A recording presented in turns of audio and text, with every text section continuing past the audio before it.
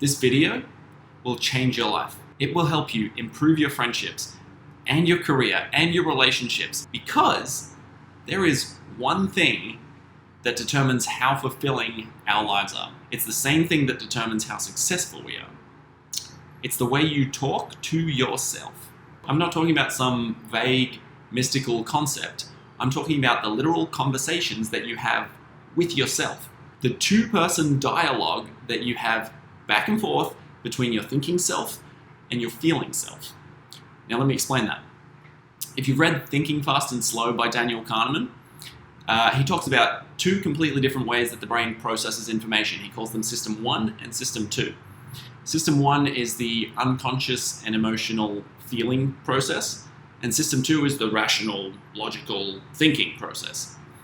Both systems work independently to solve problems, which means that sometimes they come up with two different solutions, and then they argue over whose solution is best.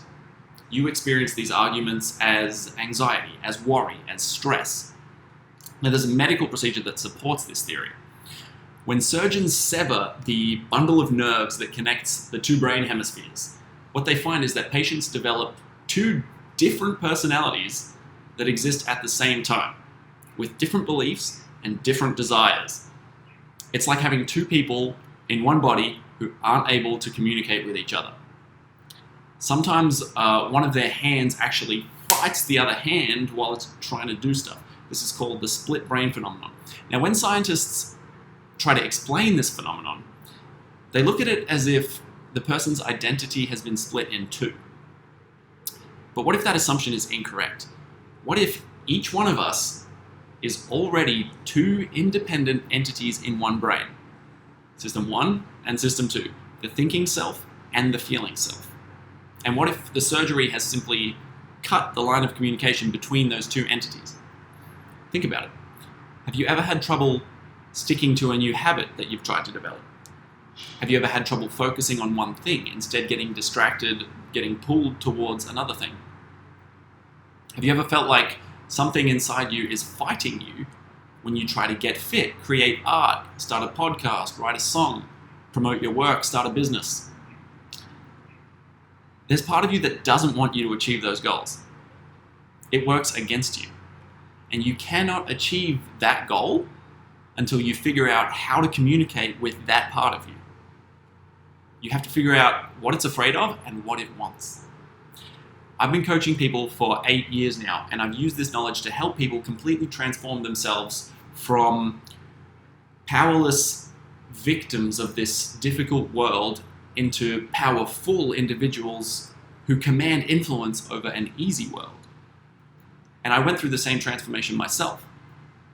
So if there's some area of your life that you feel stuck in, what if that's because you lack the communication skills to get your thinking self and your feeling self to agree on the same goal, to get them to work together? Let me give you an example. As I wrote the script for this video, I found myself feeling more and more anxious. When I questioned it, I thought to myself, hey, where's this anxiety coming from? That's my thinking self asking my feeling self. The thinking self uses language, whereas the feeling self uses images and emotions. And what started to pop up when I asked that was flashbacks of being bullied and being called weird. So my feeling self was worried that people were going to think I'm weird and crazy when they watch this video. I got called weird as a kid. I got bullied because I was different. And ever since then, I've been overly cautious to do anything that might make other people think I'm weird. So that's what my feeling self was trying to protect me from by making me anxious. But my thinking self wanted to publish this video to help promote my business. So how did I overcome that disagreement between my two selves to publish this video? Well, my roommate walked in and I told her I felt stressed. I told her I was afraid that what I was writing was going to make people think I'm crazy. And she said, we have this fear of being seen as crazy, but how many of us actually aspire to be normal? And I realized that I sure as hell do not aspire to be normal. I want to be weird. I have value because I'm weird. And that was enough to pacify my feeling self. That was the solution. I didn't feel anxious anymore. I felt excited, and the rest of the script came out much easier than the first half did. If I didn't have that conversation with myself, with help from my roommate, all I would have now is another unfinished project that I gave up on. So that's my example. Now, you might not have the fear that people are going to think you're crazy. You might have something different. Here are some common ones. On the feeling side, we have fears, like the fear of looking like a fool, of hurting friends or family, of being hated, of finding out that you're gay or straight, the fear of being poor. And then on the thinking side, we have beliefs, like the belief that you don't deserve to be successful, that you aren't creative, that you don't have good ideas, that you won't be able to think of anything to say. That's just a few of them. Collectively, we call these fears and these beliefs baggage. Now, you probably recognize some of this baggage from situations like asking someone out on a date, having a deeply personal conversation with someone, sharing your creations with the world, plus all those other examples I gave you before: getting fit, writing, singing, dancing, promoting yourself, starting a business, anything difficult. This is why things are difficult. When your baggage decides to say hello in these situations, it's so convincing because you've had that baggage for as long as you can remember. It feels impossible to imagine not having that baggage. But it is possible. In order to overcome your baggage and achieve whatever goal you want, all you have to do is improve your communication skills. Do you know why? Because the better you are at seeking out and resolving conflict with other people, the better you will be at resolving conflict with yourself. It's the same skill. If you avoid conflict with other people, if you aren't completely open with other people, if you act differently in front of other people, then I can guarantee that you do not have the best relationship with yourself. Because you also avoid conflict with yourself, right? Instead of spending time talking to yourself and resolving your problems, what do? Is it video games? Netflix? Porn? Is it another addiction that seems healthy on the surface, but when you do it, you don't actually enjoy it? You just do it to avoid spending time with yourself. Like too much exercise, too much reading, too much work, too many hobbies. None of these things are bad on their own. You can have a healthy relationship with all of those things, but it's when you use them to distract yourself from your own feelings. That's when it hurts you.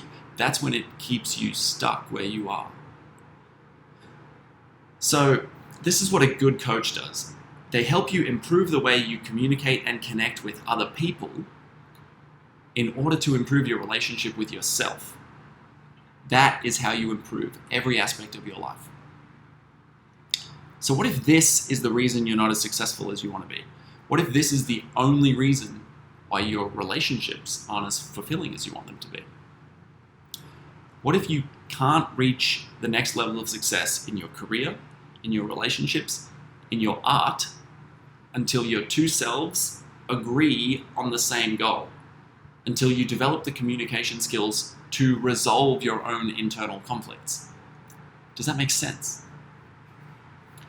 If you have any questions about this, please jump on a free call with me. I'll put the link on the screen. You can also sign up to my free email list if you want more information about how to apply this in different areas of your life. I've made it my mission to help people improve their lives in this way because as a society, we're becoming more and more isolated than we've ever been, and it's hurting us.